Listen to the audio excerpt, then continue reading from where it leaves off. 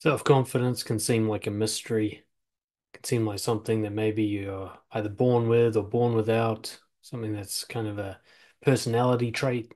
But I've been studying the psychology of confidence for nearly 20 years now. I can tell you absolutely it is something that can be learned. It is something that anybody can acquire. It really comes down to learning to live by certain traits. So you don't need to fake it till you make it.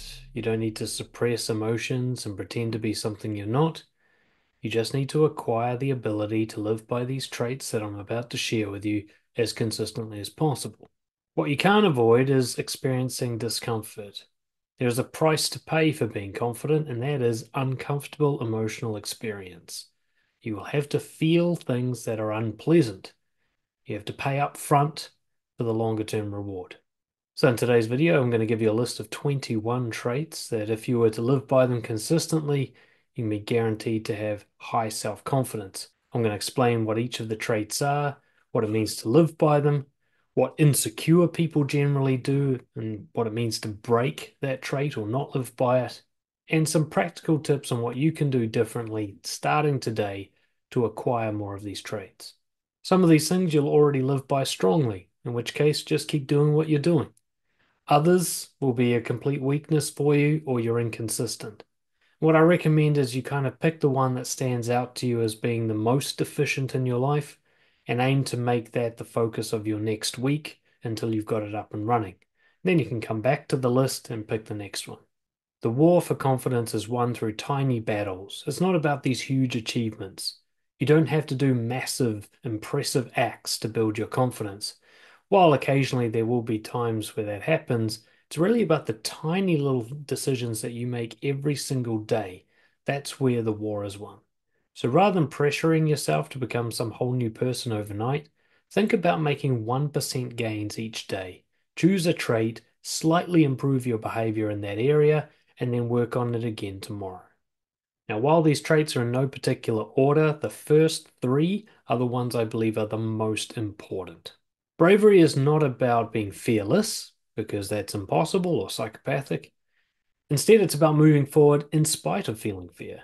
It's about willingly engaging in a behavior that you find emotionally uncomfortable and actually increasing that discomfort by choice. Courage is about understanding that feeling uncomfortable emotionally is not a signal to stop moving forward. It's actually a signal that you're growing. You think of fear as your outer boundary. It is the limit of what you're capable of. Whatever you're too afraid of is unavailable to you. So the more you expand your threshold for fear, the more you're able to handle being afraid, the more options are available to you. Eventually, you can get to a point where you know that you will be able to move through any fear as it comes up, and that's when you'll be limitless. Bravery does not need to impress anyone else, it just needs to be something that's uncomfortable for you. From the outside, it might not look like you're doing anything particularly amazing, but inside it will be significant. If it's easy for others, well, great, good for them. But if it's hard for you, then it means you're being brave. Cowardice, on the other hand, is a tendency to stay in the safe zone, to keep doing what's familiar, to do what's emotionally comfortable, what you're used to doing. So cowardice isn't necessarily cringing in fear, it's more a subtle state of constantly doing what you're already able to do, of never really sticking outside your path, never doing anything that makes your heart race or your palms sweat. Just doing the things that you're familiar with, even if they're miserable. The price for being constantly cowardly is catastrophic. It will absolutely destroy your long-term quality of life. Bravery is an absolutely necessary step for being confident. You cannot be confident, have a good life without choosing to get emotionally uncomfortable. So building courage is simply about looking for something uncomfortable to do that's also good for you. So it's not just about doing something that's pointlessly scary or reckless, but doing something that you're uncomfortable doing that you also know is good for you. It's also supportive of your goals and your values. So, practically speaking, to be more courageous on a daily basis, look for the path of least resistance and choose a different path instead. Take what you would usually do that's comfortable and familiar and easy and find a slightly more difficult, more uncomfortable way of doing it. Just a little bit of chosen discomfort builds bravery. Shameless radical honesty. Shame is the belief that there's something wrong with you, that you're fundamentally broken in some way. Radical honesty is usually how we describe being open about those things that you wish to hide, those things that you're ashamed of. Shame dissipates the more you share it. If you can be honest about who you are at all times, no matter how ashamed you are of those truths, eventually you'll no longer be ashamed of them. Another definition for being confident is to be shameless. Confident people say whatever they believe is true. They don't ever try to use deception or manipulation to get what they want because they don't have the shame, or at least the shame doesn't hold them back. People are only dishonest for one reason. They're scared of the outcomes of being honest. Confident people are courageous. They'll accept those outcomes. So dishonesty is not only an act of cowardice, but it also continues the shame cycle. Every time you hide something about yourself, something true, you validate its wrongness, and therefore it becomes even more wrong. Every secret you keep about yourself, every emotion you refuse to share, every opinion that you suppress shames you. People pleasers, liars, manipulators, they end up destroying their sense of self and confidence. It is not a good long-term plan to be deceptive. You'll end up losing track of who you are. You'll end up creating superficial relationships with people who don't trust you. And in the long run, you just won't like yourself. So to get practical, stop before you speak and think about what you're about to say as frequently as possible throughout the day. And ask yourself, is this the most truthful I could be? Now, your courage will be limited. There's only so much truth you can currently handle, but go to the limit of your current ability. And if you really can't be honest, if it's just too much for you, then do nothing instead. At least don't lie and deceive. Another way to look at confidence is it's choosing honesty over manipulation. Confrontational assertiveness. If we combine courage and honesty, we often get assertiveness, we get confrontation. That is, you're saying something that you're scared to say because of the reaction you think you're going to get from other people. You think you're saying something disagreeable. And generally, cowardly people and insecure people avoid confrontation. They avoid saying disagreeable stuff. And so being more disagreeable, honestly disagreeable, not just provocative, is a great way to build confidence. Assertiveness is not aggression. It's not about trying to dominate another person. You're still going to allow other people to live their lives. Assertiveness is actually the other way. You're stopping people from dominating you. It's like having a fortress. You're not going to go out of your fortress to try and start a war with someone, but you're not going to let someone come inside your fortress and mess everything up. So assertiveness is holding that fortress wall, saying, you can't come any further than this. I won't allow it. Pushovers who tolerate poor treatment, they suffer immensely. People who allow themselves to be abused and bullied and victimized never become more confident as a result of that. They just become traumatized and insecure. When you fail to protect yourself with assertiveness, when you don't stand up for who you are, it's an act of self-disrespect. How can you like you if you don't even stand up for you? To get practical, just state your preferences at any given time. Whatever it is you want or don't want, like or dislike, always make that known. You don't have to win the battle. Remember, this is not aggression. You're not trying to get everything you want. You're just making it known where you stand. And don't let anyone push you around. You might not win, you might not get what you want, but don't let people make you change your position and pretend that you wanted something else. Thank you for showing an interest in the Nice Guy Brotherhood, a group coaching community program for nice guys and people pleasers who want to become more confident and assertive to do better in their relationships and their careers. This is also for any man who wants to become more masculine, more bold, more honest, and more authentic. So in this program, we focus in on a lot of the people pleaser and approval seeking tendencies that hold men back from achieving full self-confidence and healthy relationships. Things like avoiding conflict, trying to fix other people's emotions, molding yourself to other people's preferences, failing to stand up for yourself, not going for what you really want, and not knowing who you really are. The goal, through the support of myself and the other members of the community, is to help you build the backbone to stand up for yourself, to stop caring what other people think of you, to stop getting lost in your thoughts and your feelings, and learn how to act decisively based on your own set of core values rather than what everybody else wants you to do. So we're looking to replace things like conflict avoidance and procrastination and trying to please others with going for what you really want based on who you really are. So we address all these issues through a number of methods. Firstly, we get together each week for a group session. Now, part of that is what's called hot seat coaching, which is somebody gets on the mic with me and we do a coaching session in front of the others, and everybody gives their feedback and support, and we can deal with specific issues that's coming up for that person in their life in relation to building confidence and overcoming nice guy syndrome. We also have group discussions during these calls. We share links and resources, feedback, questions, and everything we can do to support each other's growth. And then also alongside these group calls, you get access to my full online library of self-development courses, which includes things like building rapport, setting boundaries, and learning to confront your fears. Now, if you're interested in the group, we have a deal where you get your first month for just $1 so that you can try it before you buy it and get a sense if it's really right for you and if these are the people that are going to help you achieve your goals. Once your first month is up, if you want to continue, then we have a monthly membership subscription. It's $250 US per month for full access to everything. This includes the entire archive of recordings from all the calls that we've had so far. And if you come along with a friend, both of you will get a 50% discount for joining together. There's what we call a zero risk guarantee. If at any time you're unsatisfied with the program, you can quit and you'll get your money from the last month given back to you, no questions asked. So come and check it out. If nothing else, for $1, you get access to everything for an entire month. No risk. I'll even return that dollar if you're not satisfied, because that's how confident I am that this program is going to change your life. Kindness, empathy, and compassion. One way to look at kindness is it's the overflow of somebody who's already got everything they need. So kindness is when we give to others because we've already filled up our cup. It's not the same as people pleasing. People pleasing is self-sacrifice, is when you're not doing well and you still try to help others to make them like you. It's actually very little to do with kindness. It's more of a manipulation. True kindness is giving because you don't need anything more for yourself. It's also the value of treating others the way you think people should be treated, including yourself. It's about being the person you think everybody would need to be to make the world a good place to live.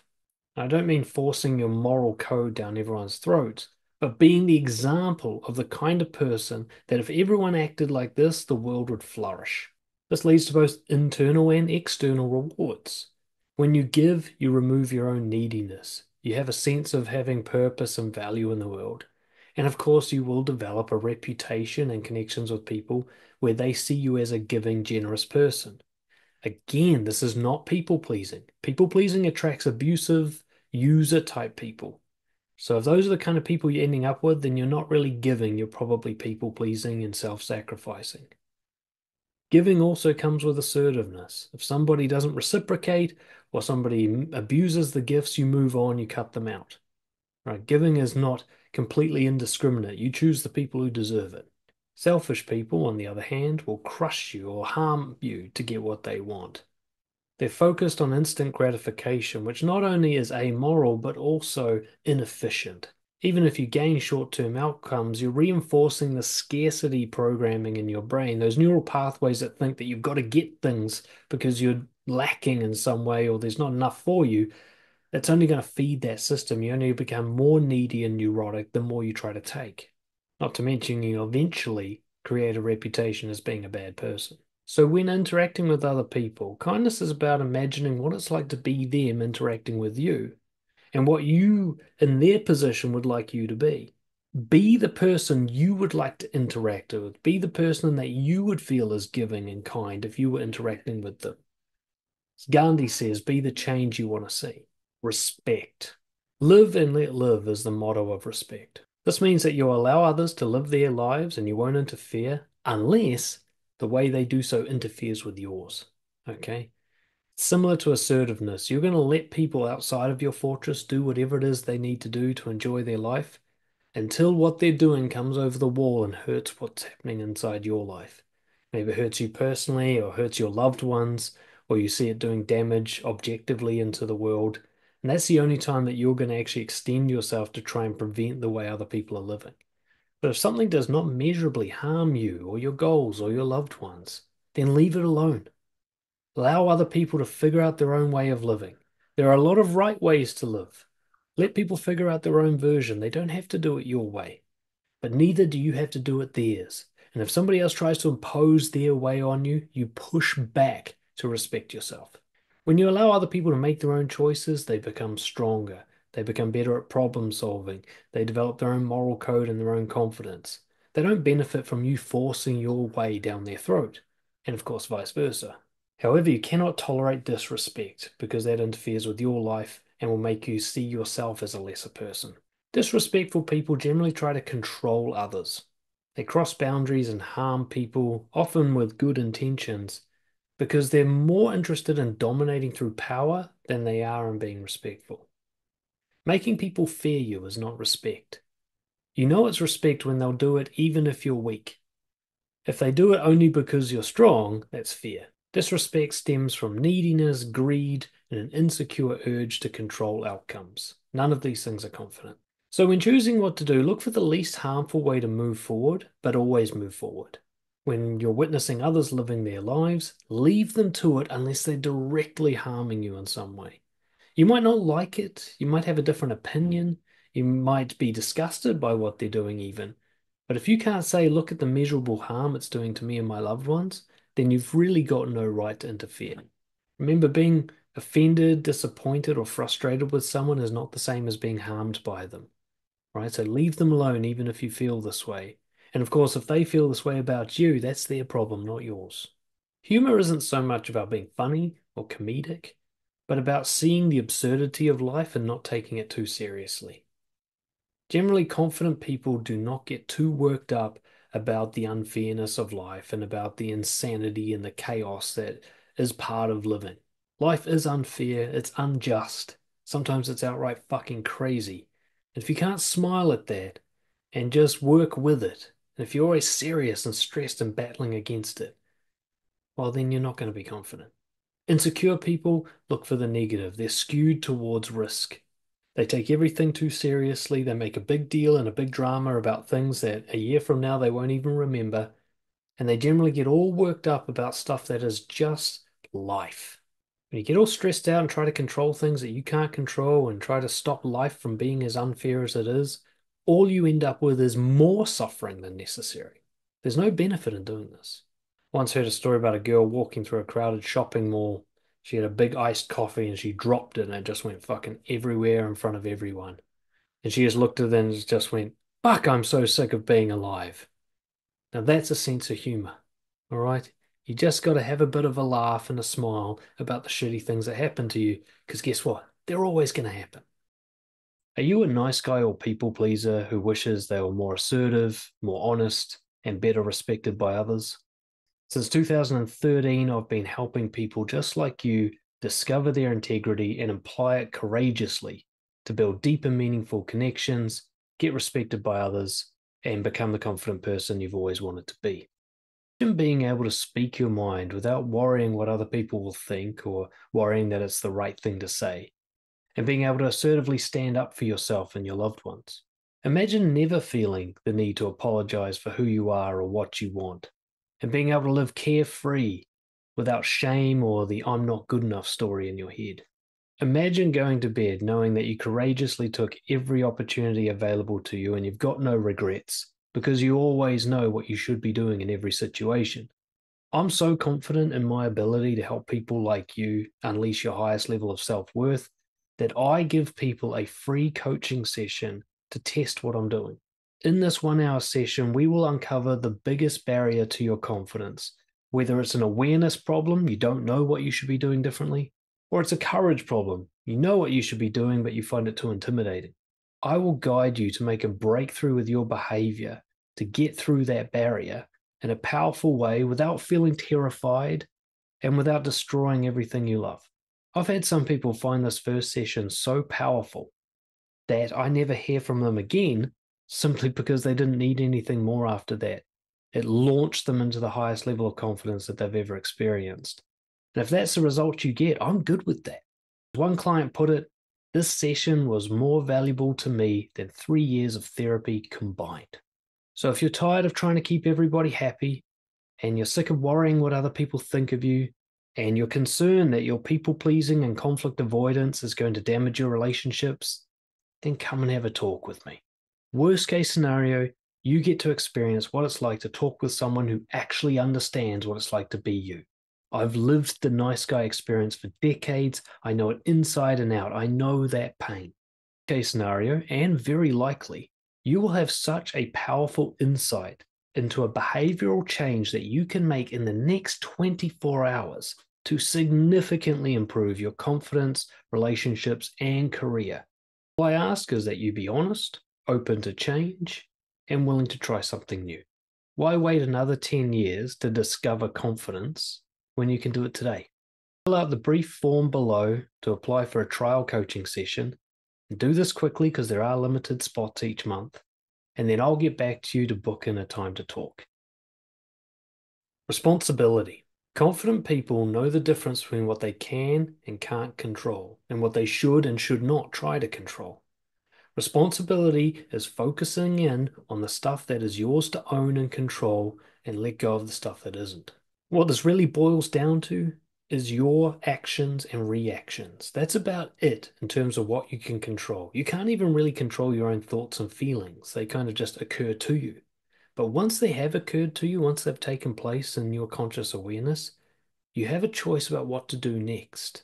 I can't do much about the war in Israel. I can't do much about corrupt politicians. There's not a lot I can do about the weather, but I can manage how I react to it. I can be a good example. I can live by my values. I can choose the healthier option. This is under my control. The rest of it isn't.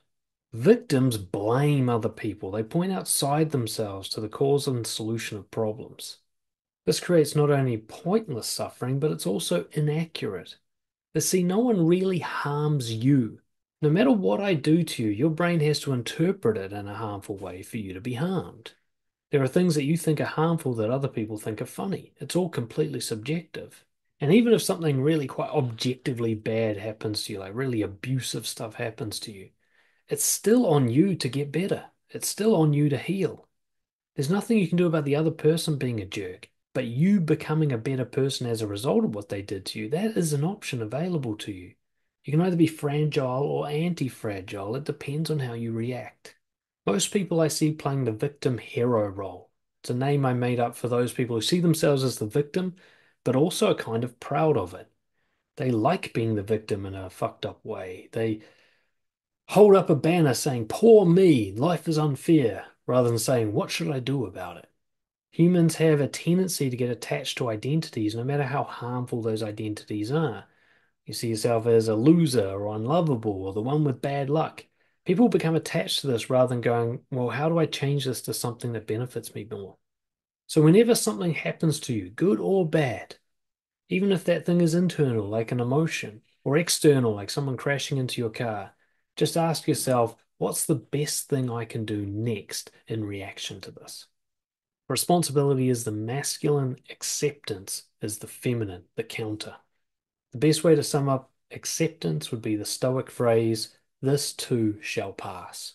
So if responsibility is controlling what you can and should control, acceptance is letting go of everything else. Nearly everything in the universe is beyond your control, so struggling against it is pointless and often quite unnecessary. Sometimes people are going to be complete assholes. Sometimes your money's going to run out. Sometimes the rain will come down when you had a big outdoor party planned. This is just the way life is, and there's nothing you actually need to do about any of these things. These setbacks are not exceptions. You're not being unfairly targeted by the universe. In fact, most of the time, you're probably doing better than most other people. I mean, if you're the kind of person who has the access to technology and the free time to watch a video like this, you're crushing it compared to other people in terms of the whole population of the earth. The quicker you come to terms with the fact that life does not give a shit about your preferences and your feelings, the easier it will be to move through life. Fragile people who don't accept the world tend to thrash pointlessly against reality. They try to control things they can't control, like world politics or the service at a restaurant or the choices that their children make. All this does is lead to pointless effort and suffering. More importantly, if you pay attention, especially when you're watching other people do this, and ask yourself, is there something better they could be doing with their time? The answer is nearly always hell yes. So when things don't go your way or things upset you in the world, resist that first urge to do something about it and ask yourself, is this really where I should be spending my time and effort and energy? Is this the hill I want to die on? Or is this something that I should just leave to pass on its own, like a cloud in the sky, and come back to responsibility and focus on what I can control? Question you can ask yourself, is this the best impact that I can have on my own life, the lives of my loved ones, my little corner of the world, or is there something better I could be doing? Focus and presence. Regret's living in the past, worrying is living in the future. Both of these things are fictions. Memories are skewed, the future hasn't happened yet, it's imagined. The present is all that's real. Confident people live in reality. By focusing on the task at hand with the resources you've got, you give yourself the best possible chance to be confident. You'll manage the real threats and opportunities available to you rather than wasting energy on those that are imagined or opportunities that have already passed. Learning from past mistakes is not the same as regretting them. Planning for the future is not the same as worrying about it. You've always got to check in, is what I'm doing helpful? You're sitting there ruminating over an ex-girlfriend. Is that helping you in some way? Do you see progress in your life as a result of it? When you're worrying about all the things that might go wrong at that job that you're applying for, do you see your life getting better as a result of that worry? If not, then you're not being confident. Too many people live their entire lives without ever really living them. They spend so much time reliving the past or worrying about the future that they're never actually here and now having a life. It's more like they're watching a movie, an imagined movie of a life, until they die. Most of what you worry about has not come to pass, and most of what you regret has no lingering after effects. You're fine. You didn't need to regret it. Just learn from it and move on. So constantly catch yourself when your mind drifts somewhere other than here and now, and pull it back by giving it something to solve, a problem here and now that you can do something about. Discipline and drive. Ultimately, discipline is doing what's right even when you don't feel like it. Confidence is often about making that short-term sacrifice for long-term reward, about doing something that emotionally is not the most pleasurable option available, but in the long term, your whole quality of life increases as a result. Like exercise, eating healthy, confronting somebody who's bothering you. Our drive for instant pleasure and gratification is an outdated evolutionary process that no longer suits the time we're living in, so it requires a manual override if you want to be confident today. Short-term pleasure generally comes with long-term suffering. Getting drunk gives you a hangover, blowing your money leaves you in debt, and so on. Generally speaking, the healthiest life decisions require an upfront payment. You got to do something now that the future you is going to be rewarded by. If you watch other people closely, you'll see a correlation between the suffering in their life and short-sighted decisions that they made for instant pleasure. See how the gambler's in debt, how the drug addict has health problems, how the person who's always cheating on people now has bad relationships. You'll see that whatever they did to get that little reward has cost them in the long run. Taking the easy way out creates a hard life. So behave as if you're in service of your future self. The tomorrow version of you, the 10 years from now version of you, depends on how you act now. So pay up front for what that person needs. And what you'll find is you actually get reward right here and now from doing that thing. You'll be proud of yourself. You'll feel that kind of reward that comes after doing a big workout or finishing a successful confrontation or finally getting your finances in order. You don't actually have to wait that long for the reward, but the aim is not to get rewarded right now. It's to set up a better life for yourself in the future. Thank you for showing an interest in the Nice Guy Brotherhood, a group coaching community program for nice guys and people pleasers who want to become more confident and assertive to do better in their relationships and their careers. This is also for any man who wants to become more masculine, more bold, more honest, and more authentic. So in this program, we focus in on a lot of the people pleaser and approval seeking tendencies that hold men back from achieving full self-confidence and healthy relationships. Things like avoiding conflict, trying to fix other people's emotions, molding yourself to other people's preferences, failing to stand up for yourself, not going for what you really want, and not knowing who you really are. The goal, through the support of myself and the other members of the community, is to help you build the backbone to stand up for yourself, to stop caring what other people think of you, to stop getting lost in your thoughts and your feelings, and learn how to act decisively based on your own set of core values rather than what everybody else wants you to do. So we're looking to replace things like conflict avoidance and procrastination and trying to please others with going for what you really want based on who you really are. So we address all these issues through a number of methods. Firstly, we get together each week for a group session. Now, part of that is what's called hot seat coaching, which is somebody gets on the mic with me and we do a coaching session in front of the others, and everybody gives their feedback and support, and we can deal with specific issues that's coming up for that person in their life in relation to building confidence and overcoming nice guy syndrome. We also have group discussions during these calls. We share links and resources, feedback, questions, and everything we can do to support each other's growth. And then also, alongside these group calls, you get access to my full online library of self-development courses, which includes things like building rapport, setting boundaries, and learning to confront your fears. Now, if you're interested in the group, we have a deal where you get your first month for just $1 so that you can try it before you buy it and get a sense if it's really right for you and if these are the people that are going to help you achieve your goals. Once your first month is up, if you want to continue, then we have a monthly membership subscription. It's $250 US per month for full access to everything. This includes the entire archive of recordings from all the calls that we've had so far. And if you come along with a friend, both of you will get a 50% discount for joining together. There's what we call a zero risk guarantee. If at any time you're unsatisfied with the program, you can quit and you'll get your money from the last month given back to you, no questions asked. So come and check it out. If nothing else, for $1, you get access to everything for an entire month. No risk. I'll even return that dollar if you're not satisfied, because that's how confident I am that this program is going to change your life. Humility, not to be confused with narcissistic false modesty. Humility is realizing that your brain is flawed and imperfect, that you don't always know everything. In fact, you know very little, and that you're always got to be open to correction and improvement. By being constantly aware of these potential flaws and weaknesses, you'll actually react to them in the most helpful way without becoming attached to some sort of egotistical model of yourself where you're perfect.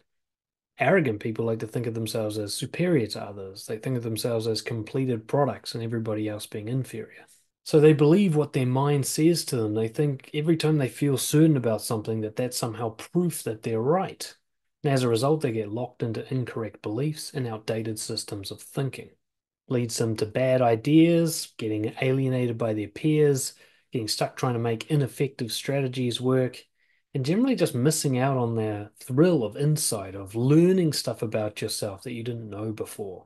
View yourself as just another primate. You're just another human with a human brain. You're prone to the same fallacies and biases and problematic thinking that every other human has. You're not better than anybody. All right. You're working with the same basic organ that everyone else is. So you're going to make mistakes. Most of the things you currently believe are at least a little bit wrong. And if you want to become a wise person, a confident person, you'll be looking to correct those mistakes, not cling to them. Which, of course, brings us to the next one, critical thinking. Skepticism or critical thinking is the ability to question what you're being presented with as if it's false, rather than accepting everything you hear, including your own thoughts, as truth. A lot of people think confidence means feeling certain, but actually confident people are okay with being uncertain. See, when you can't be uncertain, when you have to come to a conclusion and cling to it, you're not confident, you're insecure, you're neurotic. Confident person can say, I don't know, or maybe I'm wrong, without any sense of shame or loss. So the human brain is constantly taking shortcuts to try and conserve energy. This is the very definition, really, of a cognitive bias, a shortcut the brain takes where it dismisses a lot of information and tries to sort of continue knowing what it already knows rather than learn something new, because that just uses the least amount of brain power. When you start to question everything that comes towards you, including your own conclusions and your own sense of certainty, You open yourself up to the greater truth, which means you open yourself up to more wisdom. More wisdom equals more confidence. It's about this huge effort to resist the urge of what feels good to believe in favor of what's actually true. Most people are only skeptical about things that they don't already believe, to the point they will dismiss hard evidence, and yet they'll be unquestioning about ideas they're already familiar with. This means, of course, that when they're wrong, they stay wrong. Everything you feel certain about is just a story in your head. It's just a narrative that sounds good, that doesn't actually make it true. If you can hold on to the idea that you are at least a little bit wrong about everything you think you know, if you just keep that door open ajar just a tiny bit, then no matter how strongly you feel certainty about something, you must be at least some detail that you're wrong about. Some minor piece of information must be at least a little bit incorrect. If you can just keep that door open, you'll realize it's actually a lot worse than that. You're really wrong about most stuff. We all are. In this case, I actually recommend you start doing research, if you haven't already, into cognitive biases and logical fallacies. Start to learn about how the human brain gets things wrong, and then look for it in your own life. And if you can't see it there, at least look for it in the lives of other people. Look how easy it is to come to the incorrect conclusion while feeling completely certain, and start to doubt what your mind says. This leads us to the next one, curiosity. There's no such thing as a closed-minded, confident person. Curiosity is the ability to constantly look for new information to learn and grow. A confident person is always going, how am I wrong? How do I become more right? See, confident people are okay with confusion. They're okay with not knowing. They're okay with being a beginner. They're okay with being educated and humbled by being proven that they're wrong. That's what curiosity is, and ironically, it leads to you being the most knowledgeable and the most wise. The person who refuses to admit they're wrong and doesn't want to learn something new are the most likely to be wrong. One way to look at curiosity is evolution. Adapt or die. Curiosity is the state of constantly looking for better survival information, constantly trying to update the model that you're running to suit the new environment. You know, the world is constantly changing, constantly evolving. You've got to change to keep up. If you've stayed the same in anything for a long period of time, the only thing you can be sure of is you're getting behind. A lot of people get to a certain age and just decide that they know everything. They know enough, that they've seen enough information to come to solid conclusions on what the right thing is to eat, or what politics a country should run by, or how to raise a child. A confident person goes, you know what? I've never found the best idea. I've got to keep looking. There is always a better idea out there than what I currently believe. Always. So always be learning about something. Always be in some form of education. Whether it's learning a language or having a hobby or just updating information or signing onto a news channel that, leans the opposite politically to what you're used to, or anything that challenges what you currently think you know. Optimism.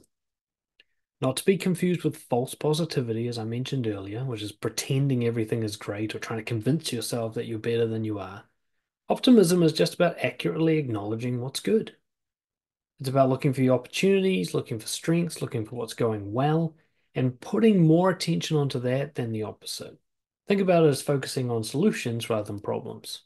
Optimistic people are empirically more successful. They do better in tasks, they enjoy life more, they have a higher quality of life overall. And it's easily confirmed with a mental experiment. Imagine you only focused on what's going well, what your strengths are and how to make the most of them, what the opportunities are available and how to exploit those opportunities, and measuring what you're grateful for. Imagine you only did that. How would that compare in the long run to somebody who only focuses on what's going wrong, only focuses on their weaknesses, only focuses on what they're resentful about? I mean, it should be pretty obvious who ends up with the better life. People worry about their weaknesses and focus on the problems around them, especially the ones they can't solve, as if this is somehow helpful, as if this is going to keep them safe.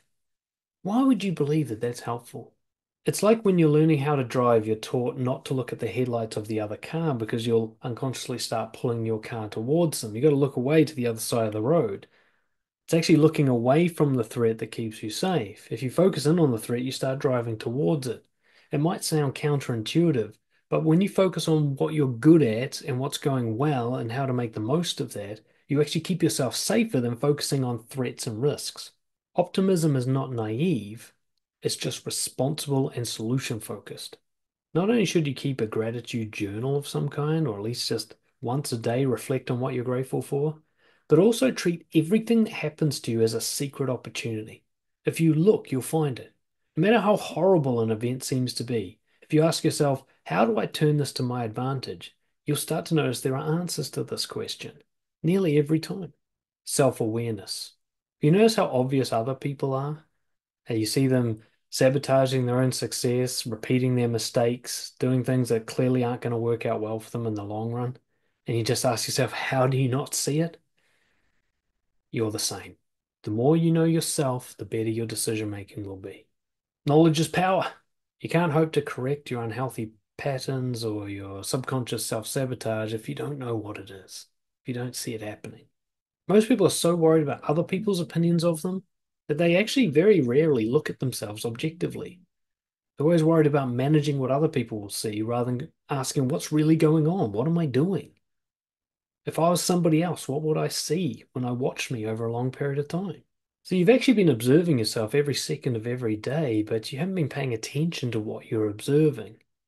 You've been layering it over with the opinions of other people and the worries and concerns for the future and so on, without going, what's really happening? What am I doing all the time? People are scared of looking for this information. They're scared of what they'll find if they start digging. But all you're going to find is helpful insights to improve your decision making. Journal every day as if you're an outsider giving yourself feedback. Have a look at your behavior, especially your patterns of behavior. If something bad happens in your life, even if it feels like bad luck, reverse time to go, how did I get here? What was the lead up decision making that led to this bad thing? You might think I was unlucky having another relationship with another narcissist. Well, were you forced into that relationship or did you choose it somehow? How did you meet this person? Why are you attracted to that type of person? Where are you meeting them? These are all decisions you're making. This is a pattern you're stuck in. It's a pattern that can change. Ruthlessness. A lot of people think of this word as meaning selfish and harmful, and I guess it can mean that. But in terms of confidence, ruthlessness just means being willing to do whatever is necessary to get the right thing done. Doesn't happen very often that you need to be ruthless, but when it does happen, you cannot hesitate. A confident person knows when it's time to bring the sword down. There are times when compassion and empathy must be dialed down to zero in order to protect yourself or your loved ones. Life is hard. The world's trying to kill you. That's what entropy is. From the moment you were conceived, the universe has been actively working to kill you, and one day it's going to. And if you want to win that fight for as long as possible, sometimes you're going to have to fight back hard. Other people can be selfish and cruel and manipulative. Evil does exist. I've worked with criminal offenders. I've seen evil. There are people out there who take pleasure in harming others. And when these people stray into your orbit, you better be ready to fucking come back hard. The animal that can protect the sheep from the wolves is the sheepdog. They are equally as ruthless as the wolf. They're just more caring and compassionate about the sheep, and they're not looking to serve their own hunger. I see videos on the internet. There's this guy who pretends to kidnap a child. I think the child is really his kid or an actor. And in a crowded street, he'll just pick it up and run down the alley. And 9 times out of 10, people see this happen and then just go back to what they're doing. It's not that they don't know what's happening. It's that they're too scared or embarrassed to act on it. They're worried that they've misinterpreted it or that they'll, humiliate themselves. But a confident person goes, I cannot let that happen. I will absolutely embarrass myself if needed to make sure that this isn't what I think it is. You must be ready to act and act hard when something is really wrong. When boundaries are crossed, when harmful acts are committed, when bad behavior is repeated over and over again, compassion must be put aside and you need to bring the hammer down. Even the one who's doing the harm benefits from you being ruthless. Most people who are actually really bad with crossing other people's boundaries only do so because they get away with it. So don't just set boundaries, enforce them. If somebody breaches your boundary after you've set it, make sure they never want to do it again. And I don't mean punish them or harm them, Just take away the opportunity. Make bad behavior impossible, or at least very, very difficult and uncomfortable. Make it so that being disrespectful to you and your loved ones is just not worth it. Are you a nice guy or people pleaser who wishes they were more assertive, more honest, and better respected by others? Since 2013, I've been helping people just like you discover their integrity and apply it courageously to build deep and meaningful connections, get respected by others, and become the confident person you've always wanted to be. Imagine being able to speak your mind without worrying what other people will think or worrying that it's the right thing to say, and being able to assertively stand up for yourself and your loved ones. Imagine never feeling the need to apologize for who you are or what you want, and being able to live carefree without shame or the I'm not good enough story in your head. Imagine going to bed knowing that you courageously took every opportunity available to you and you've got no regrets because you always know what you should be doing in every situation. I'm so confident in my ability to help people like you unleash your highest level of self-worth that I give people a free coaching session to test what I'm doing. In this 1 hour session, we will uncover the biggest barrier to your confidence, whether it's an awareness problem, you don't know what you should be doing differently, or it's a courage problem, you know what you should be doing, but you find it too intimidating. I will guide you to make a breakthrough with your behavior to get through that barrier in a powerful way without feeling terrified and without destroying everything you love. I've had some people find this first session so powerful that I never hear from them again simply because they didn't need anything more after that. It launched them into the highest level of confidence that they've ever experienced. And if that's the result you get, I'm good with that. As one client put it, this session was more valuable to me than 3 years of therapy combined. So if you're tired of trying to keep everybody happy, and you're sick of worrying what other people think of you, and you're concerned that your people pleasing and conflict avoidance is going to damage your relationships, then come and have a talk with me. Worst case scenario, you get to experience what it's like to talk with someone who actually understands what it's like to be you. I've lived the nice guy experience for decades. I know it inside and out. I know that pain.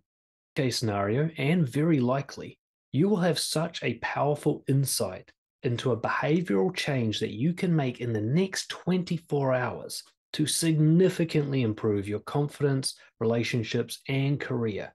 All I ask is that you be honest, open to change, and willing to try something new. Why wait another 10 years to discover confidence when you can do it today? Fill out the brief form below to apply for a trial coaching session. Do this quickly because there are limited spots each month, and then I'll get back to you to book in a time to talk. Resourcefulness. A self-made millionaire who's been bankrupt twice doesn't worry about money because they know how to climb back. They know how to be resourceful. Whereas a trust fund baby who's given $1 million is going to be very anxious about money because they don't know how to keep it, they don't know how to make it. The ability to create something from nothing will give you far more confidence than being given something for free. Human beings are the greatest problem-solving machines in our known universe, and you are one of these machines. You would know it if you could tap into that ability. If instead of relying on resources from others to give you a sense of security, you learn to create resources for yourself, to go and find them, to hunt and forage and beg and borrow, do whatever's needed to solve your problem, then you'll realize that you are an absolute weapon that can solve nearly anything. See, insecure people cling to resources rather than exercising resourcefulness. They stockpile money and hoard possessions and cling to bad relationships because they think without those things they're left empty, that they've lost something. But a resourceful person's never really attached because they know that they can just replace anything they lose. The more dependent you are, the less capable you are. Deliberately seek out difficult situations. Put yourself in a position where you have to find your way out of something without much support. Force yourself to keep your resourcefulness sharp. This can be simulated, like going to one of those escape rooms, or you can take advantage of real life situations like quitting your terrible job without having a new job lined up. Just do it and see if you can solve it. Stoic or emotionally stable. See, emotions are not the problem. Confident people are not suppressing emotions. It's how you perceive emotions and react to them that determines your quality of life. Confident person does not react quickly and thoughtlessly to their feelings, but he doesn't suppress them either. He harnesses them like energy and uses them to engage in behavior that improves his life. Emotions are life itself. But if you're a victim to them, you'll be drowning in them. It's kind of like surfing. The waves are needed for surfing. You want to have a good surf, you need big waves. But if you don't know how to surf, if you don't back yourself and surf the wave, you'll get pulled underneath and dragged across the coral. So you start to think that waves are bad. That's really what you do with them. This is how emotions are. Most people seem to go through a roller coaster of suppressing emotions and then exploding. So they're either holding them back like a tea kettle boiling over, or they're just drowning in emotion and getting dragged across the coral reef. You got to learn to surf emotions. Whenever a feeling comes up, you got to be able to ask yourself, what's the best way to use this energy? What's the healthiest decision I can make while I feel this way? Every feeling serves a helpful purpose if you know how to use it. Anger, sadness, confusion, stress, depression. These can all serve a purpose. You don't have to suppress them. You don't have to let them wash over you and drown you. Just got to ask yourself, how do I make the most of this feeling? Notice that you can have a feeling without acting on it. There's no commands or instructions that you're receiving from your feelings, just urges. You don't have to act on these urges, but you don't have to suppress them either. You can just let the urge pass and then ask yourself, what should I do next that's helpful? Think of it like hunger. You get the sudden urge to eat cake. Okay, you're hungry and you should eat, but you don't have to eat cake. You can eat a salad instead. You can use that hunger urge to create a salad. Being angry, you can punch a hole in the wall like it wants you to, or you could calmly express your boundary to your partner. There's always options to use these emotions helpfully. Considered and thoughtful. There's always the right amount of thinking in any given situation. Is too little thinking, too much, and the right amount. Too little is just being impulsive, reacting to whatever first knee-jerk reaction you had inside your head. And overthinking is where you've already come to a decision and then you think even further without taking action. Confident people think the right amount and then take an action. The right amount of thinking is essentially eliminating all bad options, leaving yourself with a range of good options, ranking those good options from first to last as much as you can, and then picking one of them and acting on it. That's about the right amount of thinking, and that's the kind of thinking you can do in any situation. Most people do one of the other two. They either impulsively act on any thought that comes into their head, they speak without thinking, they do whatever their body urges them to do, or they overthink it. Okay, they go through justifications and rethinking and reconsidering after they've already identified what it is they need to do. Come as quickly as you can to a decision on what seems to be the right next move. Do some tiny action at least before you think about it again, and that is considered and thoughtful thinking. Relentless. Good things take time. Real things need to be built. There is no instant gratification that's helpful. So relentlessly smashing through the inevitable obstacles and setbacks and failures is what confident people do. The universe generally operates in a energy in equals energy out, or input in equals output. Right? You get kind of what you give. The more you invest into something, generally speaking, the more you get out of it, unless it's a bad investment. So not everything is worth investing in, but the good things in life do take a long-term investment. You want to build a great relationship, it takes time and effort and energy and confrontations and emotions. You want to build a business, it takes this relentless pursuit of knowledge and growth over time, many years of work. You want to get really healthy, you got to hit the gym every day, you got to eat healthy meals far more often than unhealthy ones over a very long period of time, and so on. When it comes to learning a skill, especially to mastery level, even if you have a natural talent, you got to get your hours in. You got to do the basic foundation work. You got to do the boring bits so that you can do the fancy bits later. A lot of people tend to bail when things get tough. When it isn't a massive reward on investment right away, people lose interest and go try to find something else or just give up entirely. Or they do the opposite, they put a huge investment in something that's clearly not paying out at all. They're not seeing any progress, like somebody who keeps trying to fix a broken relationship. When you see that something has a good return on investment, even if it's slight, then you stick with it. Now, that return on investment might not be immediate. It might be a few dance classes before you get the rhythm. It might be a few confrontations before your partner respects you. You just got to know at what point are you seeing evidence that it's a good investment, and then you keep investing. So whenever you hit a difficult point or a wall or things aren't progressing that much and whatever it is you're pursuing, stop, ask yourself, Is pursuing this aligned with my values? Is mastering this worth it in the long run? If the answer is yes, keep going. Action focused. When you study psychology of confident people, you'll see that they really fixate on behavior. Thoughts and feelings play their role, but it really comes down to what you do. If you want to be proud of yourself, you've got to give yourself something to be proud of. If you want to say to yourself that I'm responsible and courageous and honest, that's all going to be behavior that you're measuring, not thoughts and feelings. Your life's quality is determined far more by what you do than what you think and feel. Those things do play a role, but if you just fixate on getting your behavior right, that's most of the work done. Too many people live inside their heads. They live in the imagination world. They measure what didn't happen. They fantasize about what can't happen. They treat their thoughts as commands or truth. They treat their feelings as feedback. Really, they should be asking, what did I just do? Does that align with my core values? That's all that really matters. One question you can ask yourself, and it was the best question I've ever found in my whole life, what would a confident person do right now? And just ask yourself that question over and over again, multiple times per day. Try to answer it with your behavior. And that's how you build confidence. Lastly, we've got integrity. Integrity is a state of being whole, consistent, congruent, and honest. It means you're the same person in all situations, give or take some context. Your actions pretty much always align with your core values. What comes out of your mouth is about as truthful as you can manage, consistently. When everything you do aligns with your core values and everything you say is honest, you get a great sense of self.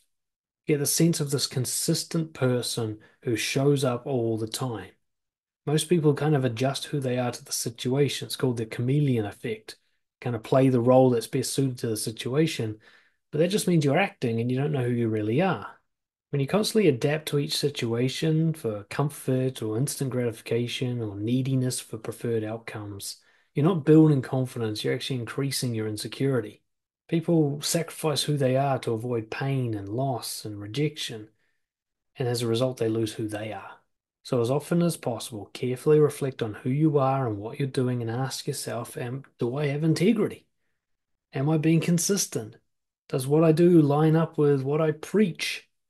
Am I living in a way that I would admire it if someone else was doing it? Do I respect the way I behave? Let go of short-term gratification like a quick win or a bit of approval, a bit of comfort or an easy paycheck. Is to start thinking longer term. If I want to look back on myself in 10 years and be proud of what I see, how do I need to consistently behave? Are you a nice guy or people pleaser who wishes they were more assertive, more honest, and better respected by others?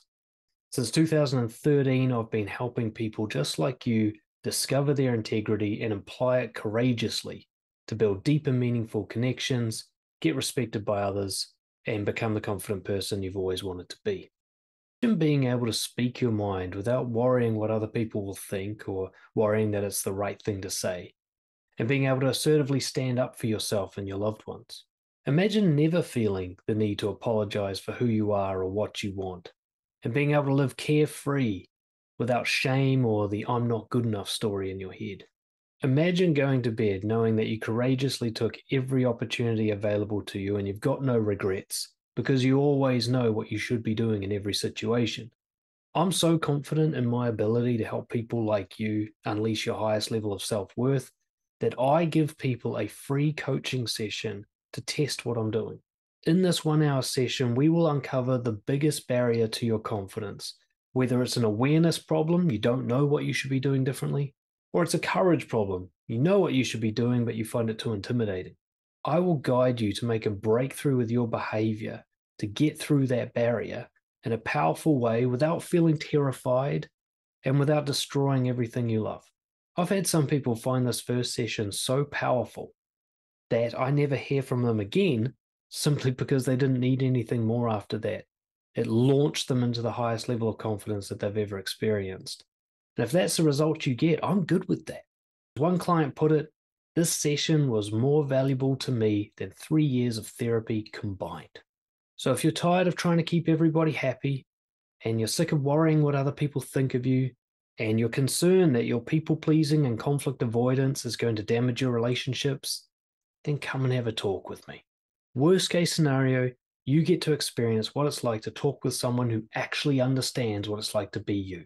I've lived the nice guy experience for decades. I know it inside and out. I know that pain.